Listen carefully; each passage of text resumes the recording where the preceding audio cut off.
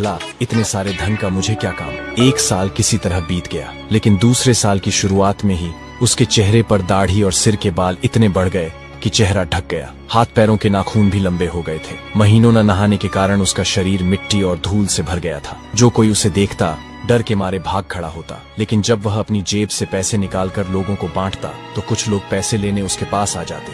वह उन सब से विनती करता, मेरे लिए भगवान से प्रार्थना करो कि मैं इन 7 सालों में जीवित रहूं। पैसे लेने वाले लोग उसके लिए प्रार्थना करते।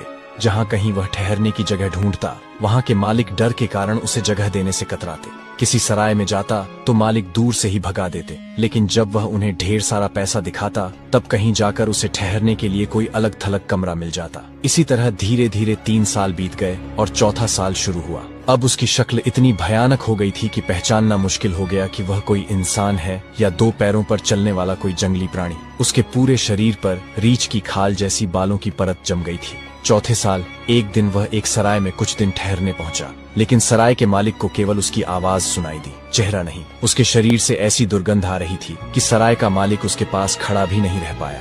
उसने रुद्र को अपने सराय में तो क्या, अस्तबल में भी ठहरने की अनुमति नहीं दी, यह कहते हुए कि अगर मैंने तुम्हें अस्तबल में भी रहने की अनुमति दे दी तो कहीं मेरे घोड़े डरकर भाग न जाएं। जब रुद्र ने उसके सामने ढेर सारा पैसा रखा तो सराय के मालिक ने उसे सराय से दूर नौकरों के लिए बने